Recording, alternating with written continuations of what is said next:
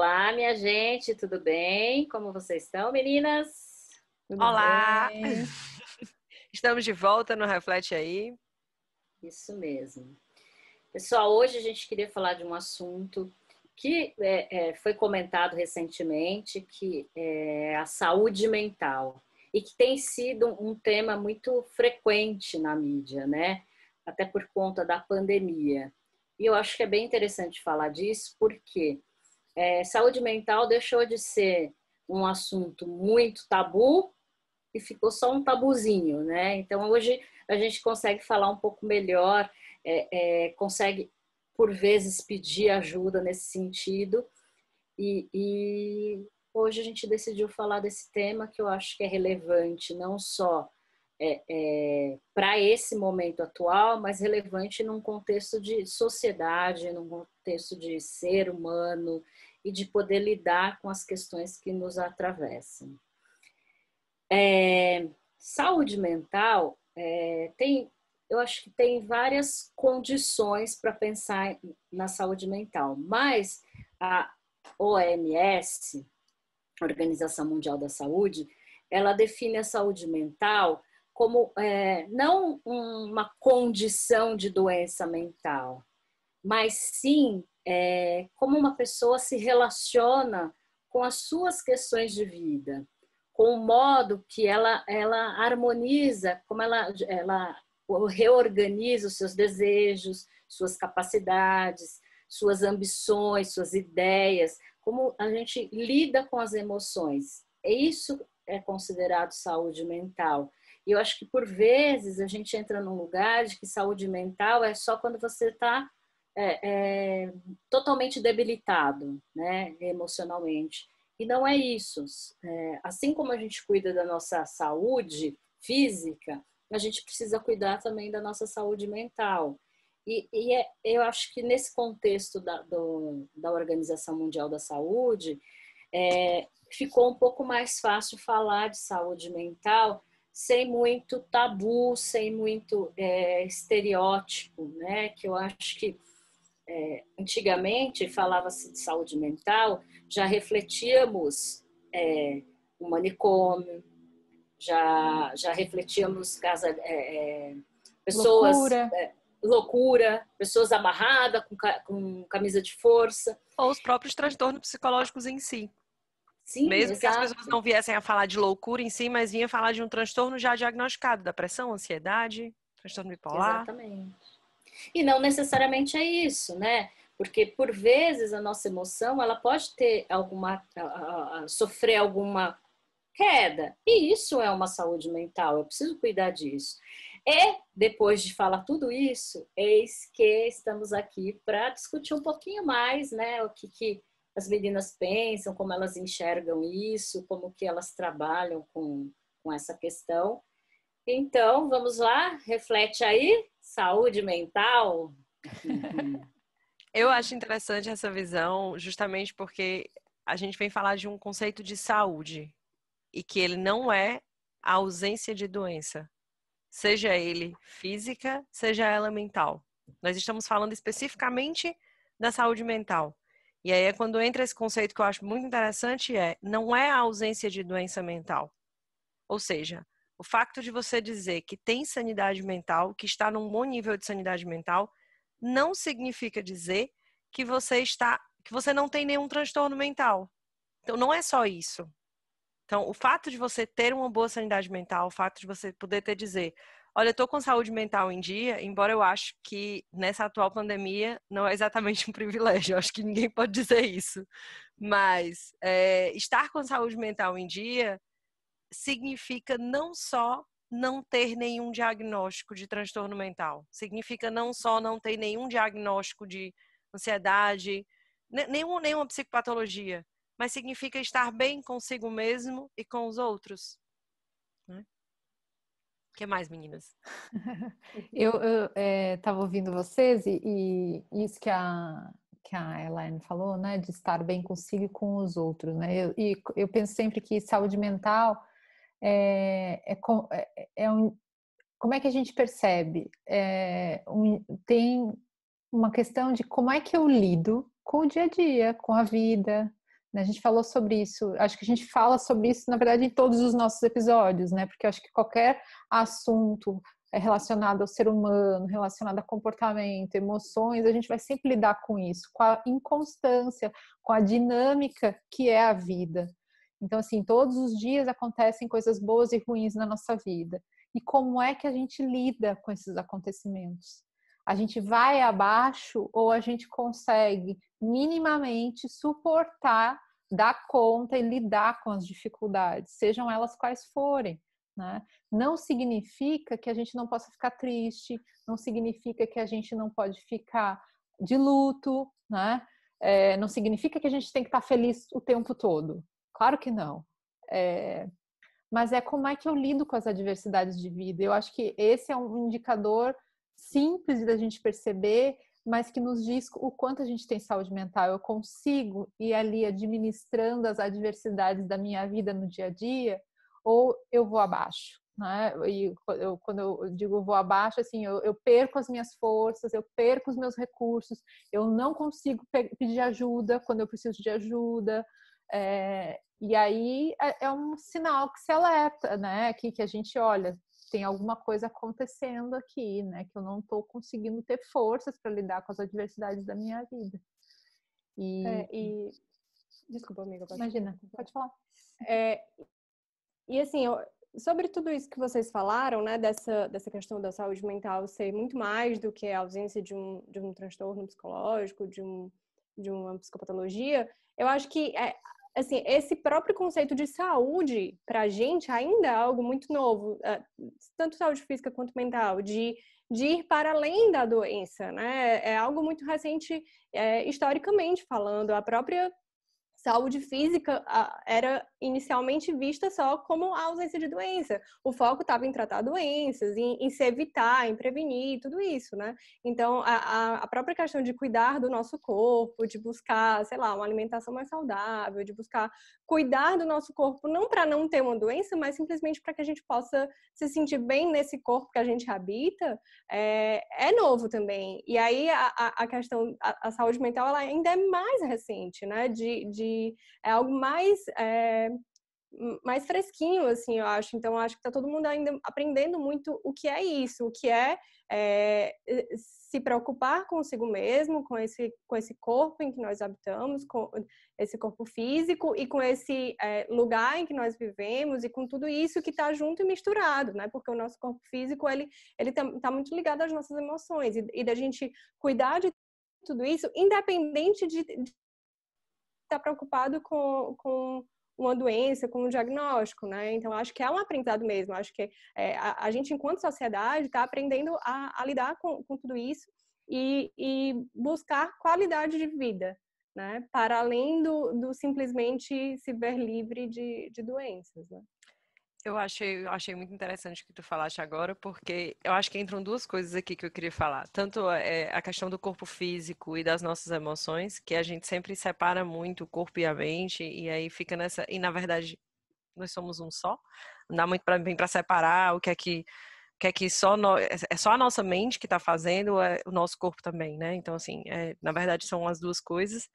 E eu vi recentemente uma publicação de uma menina no Instagram, que eu achei fantástica, na verdade, sobre o exercício físico, né? E o que você estava falando de fazer o exercício físico porque nós estamos bem com o nosso corpo e não só porque nós o odiamos. Essa era a publicação dela e que eu achei muito, muito boa a reflexão e a provocação, na verdade. Que entra aí tanto saúde física como saúde mental. Um dos pontos que a própria OMS fala de saúde mental é também o exercício físico, né? E a gente já sabe hoje que a caminhada, a corrida e o próprio exercício, qualquer outro exercício físico, ele também promove a saúde mental, promove a diminuição da ansiedade, promove a descarga de várias outras toxinas no nosso corpo. E aí fica esse questionamento, quando a gente vai fazer exercício físico, a gente vai fazer exercício físico porque a gente odeia o nosso corpo ou porque a gente quer estar bem, tanto com o nosso corpo como conosco mesmos, né? Ou seja, nós fazemos exercício físico porque nós queremos mudar o nosso corpo ou nós fazemos exercício físico porque nós gostamos de um determinado exercício físico. Aquele exercício físico nos faz nos sentir bem. Que aí eu acho que é um ponto. Mas eu acho assim, eu acho que uma coisa não impede a outra, né? Eventualmente, se a pessoa quer, sei lá, mudar o corpo porque não se sente bem nele, não impede que ela busque, né, recursos, atividades ou mesmo para se sentir bem, né? Claro que independente de uma ditadura social, né, de imagem, de estereótipos, eu acho que entrar nisso também pode ser muito prejudicial. Mas independente disso, se a pessoa não está bem e quer buscar algo para se sentir melhor, eu acho que é super válido, né? E a gente sabe de todo o efeito neuroquímico, inclusive, né, da atividade física no organismo, e que ter saúde mental passa pelo corpo. A gente não pode achar que não, né? Tem processos no corpo, processos biológicos que interferem também na nossa saúde mental. E em linha com isso que vocês estão falando, né? Se a gente pensar, estamos aqui no meio de uma pandemia que fala muito da questão da imunidade, né? Um corpo com uma imunidade mais estabelecida tende a ter um pouco mais de proteção, entre aspas, né? Tem vários especialistas falando sobre isso, né? Em relação ao vírus e não é algo novo, a gente já sabe, já tem muita coisa publicada a esse respeito. Mas e aí o estresse? O impacto do estresse na imunidade, também a gente já sabe muito sobre isso, né? E aí a gente dá um passo mais atrás ainda. É a questão do que a gente está falando quando a gente fala de saúde mental, é justamente poder lidar, vou voltar ao que eu já falei antes, vou ser um pouco repetitiva, mas lidar com as adversidades sem que isso vire um estresse, sem que isso te angustie a tal ponto do seu corpo adoecer. Então, assim, como é que você vai tendo um desenvolvimento psíquico que permite que você lide com esses acontecimentos sem que isso vá parar no seu corpo, né? Mas eu também queria colocar uma coisa aqui para a gente pensar, que é o estigma relacionado a isso. Porque eu acho que as pessoas, um pouco talvez da nossa falta de saúde mental tem a ver com o não buscar ajuda. Né? Então, assim, as pessoas poder perceber, se olhar ali numa situação e dizer assim, eu não estou dando conta, mas o que eu faço com isso? Eu não estou dando conta, eu posso pedir ajuda para alguém? Então, isso eu acho que a gente ainda tem muito estigma, né? Acho que a psicologia, a psicoterapia são recursos fundamentais quando a gente fala disso. Se a gente pensar, uma pessoa, ela vai no dentista uma vez por ano fazer uma limpeza, no mínimo, né? Eu recomendava pelo menos a cada 6 meses, vai lá fazer uma limpeza, fazer uma revisão dos seus dentes, vai no médico, vai lá no ginecologista fazer um check-up anual. E por que a gente também não olha para a saúde mental? Por que a gente também não recorre a um profissional da saúde mental para também olhar para si, olhar para o seu nível de saúde mental? Por que isso, como a Paula falou no início, ainda está muito relacionado à loucura, né? A uma psicopatologia grave. Então, olha, se eu tenho esquizofrenia, então sim, eu vou passar por um tratamento de saúde mental. Então, essas coisas assim que a psicologia, a psicanálise e outras abordagens mesmo ainda está muito elitizado, né? Muito não disponível para as pessoas. Não só por questões financeiras, mas também por isso, pelos estigmas que estão envolvidos nesse tema. Sim, eu estava lendo aqui o site da OMS, né, da Organização Mundial de Saúde, e lá eles têm os dados com relação à saúde mental dos jovens e adolescentes, porque eu acho que quando você pensa em saúde mental, ela inicia em algum lugar, né? Não sei se é isso que eu diria, se inicia em algum lugar, mas os jovens são os mais tendenciosos a ter um quadro mais depressivo, ansioso ou passar por alguma condição de saúde mental. Primeiro que se a gente for pensar, a adolescência é uma fase muito conturbada, né? Não só porque eles estão se reconhecendo, se familiarizando com este mundo. Ontem era uma criança, hoje já é um adolescente. Ontem não podia sair sozinho, hoje você já tem que arranjar um emprego, já tem que saber que profissão. E tem a poda sináptica, né? Que vai acontecendo. Então, esses adolescentes, eles ficam muito vulneráveis, né? E os dados da OMS diz que pelo menos 16% dos jovens de 10 a 14 anos sofrem alguma condição de saúde mental. Lá eles colocam depressão, ansiedade, um transtorno mais clássico, né? Uma condição mais pontual. Eu acho que até para medir melhor, né? E isso tá intimamente ligado com o fato dessa condição da adolescência, a cobrança, tudo que o nosso mundo oferece, porque é muita coisa, é muito acesso, né? Ontem eu era criança, não tinha nada, hoje eu tenho todo esse mundão. E o que eles estão dizendo? Que essas crianças são as pessoas doentes, os adultos doentes no futuro. Por quê? Muitas vezes não busca saúde, não busca atendimento na saúde, muitas vezes não tem acesso ao atendimento e muitas outras vezes tem muito estigma, né? Porque é o adolescente doido, é o jovem pirado, é o jovem que frequenta psiquiatra, psicólogo. Então, eu acho que quando a gente pensar em saúde mental, a gente tem que pensar desde lá de muito cedo, né? Para cuidar disso. E aí vem o estigma que a Rosa estava falando. Pensa um jovem vai ser muito difícil ele querer procurar um atendimento para esse tipo de problema, né? Porque ele está na adolescência, é um jovem super cheio de condições e aí se adoece. E fora, né, a condição social, que também promove muita condição que deixa as pessoas mais vulneráveis, né, a muitas questões da saúde mental, né, alimentação, falta de rede social, falta de troca social, enfim, eu acho que isso é interessante. E ainda mais uma coisinha só que eu fico pensando, quando a gente pensa em saúde mental, aí vamos pensar nos filmes, né? Eu gosto muito dessa coisa da arte. A arte deixa a gente num lugar um pouquinho melhor, às vezes. Só que os filmes que falam de saúde mental, eles são muito power.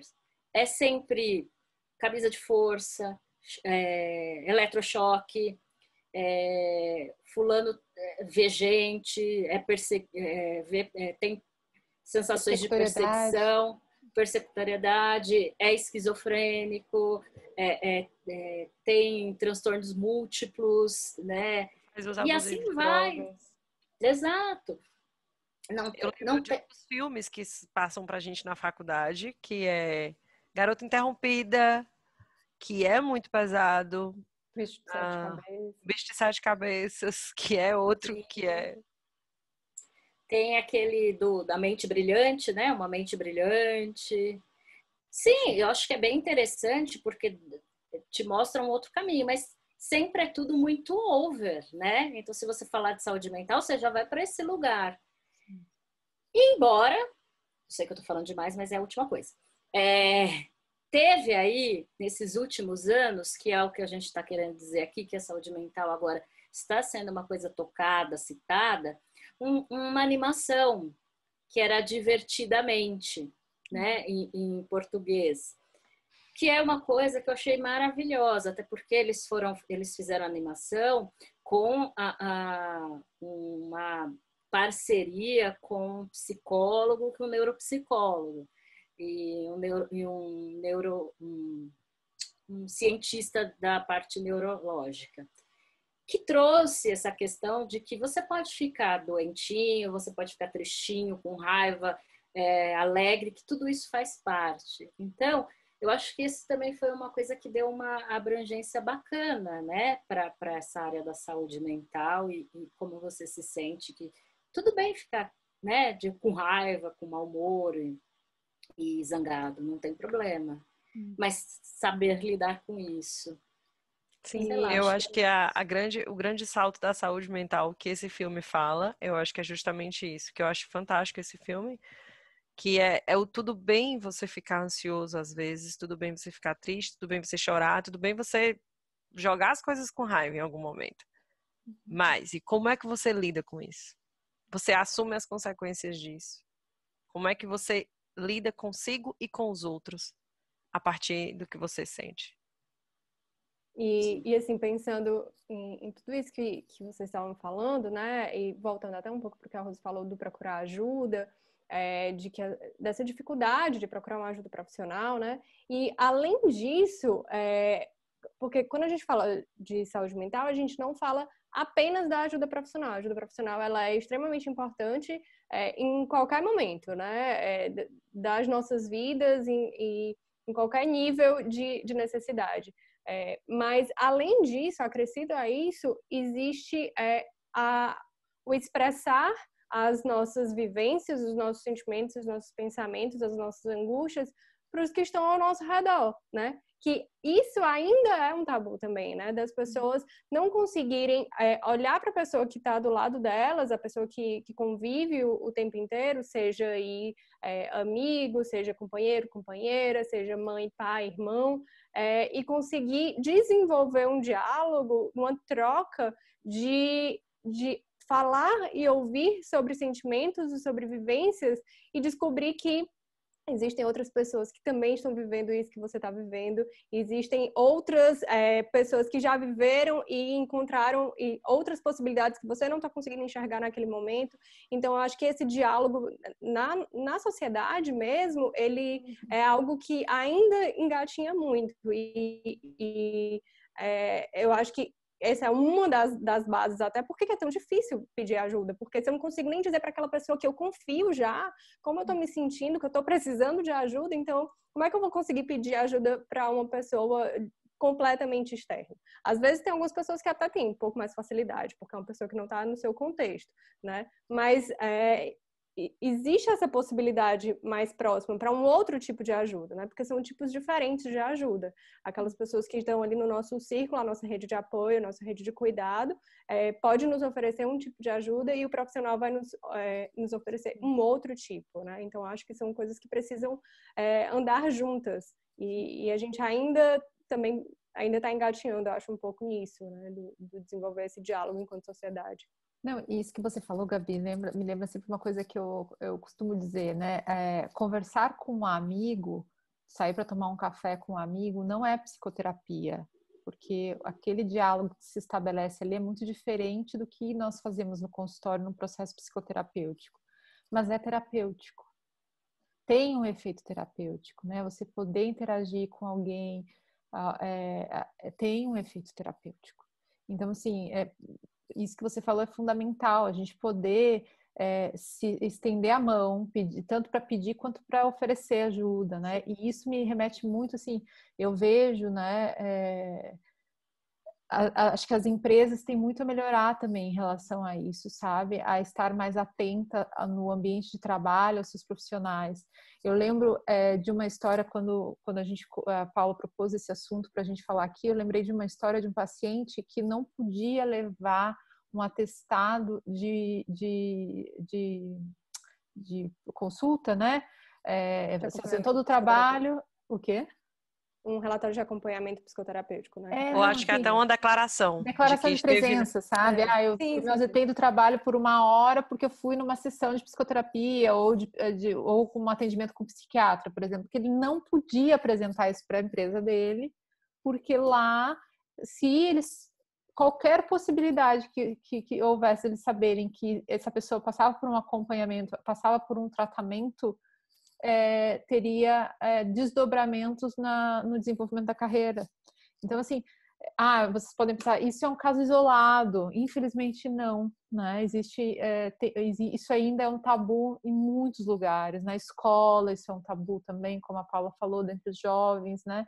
E aí vem uma outra coisa, assim, que a gente poderia ficar aqui mais não sei quantos episódios falando disso, o excesso de medicamentos, né? As crianças estão cada vez mais medicadas. E são adolescentes cada vez mais medicados e adultos cada vez mais medicados, né? Então a gente vai se transformando numa sociedade que busca como recurso para tratar qualquer questão de saúde mental a medicação, né? Não busca desenvolver outras habilidades, outras estratégias, outros recursos psíquicos para lidar com as adversidades da vida, que não só ficar lá de alguma forma anestesiado com a medicação, né? Eu acho que o que foi falado da questão de ser terapêutico e da diferença de ser é um cuidado com a saúde mental na mesma, não é um cuidado profissional, né? Então, assim, eu acho que faz parte do nosso dia a dia e isso é importante, porém não substitui um profissional. Então, se você tiver com uma ansiedade maior, se você tiver passando por um momento mais complicado e que você não estiver conseguindo lidar, ou mesmo você ainda não passou por esse momento mais complicado, mas que você precisa de alguém que lhe escute e que esteja atento às suas questões. Essa pessoa não é exatamente seu amigo. Essa pessoa é o psicólogo, é o psicanalista, é um profissional de saúde mental.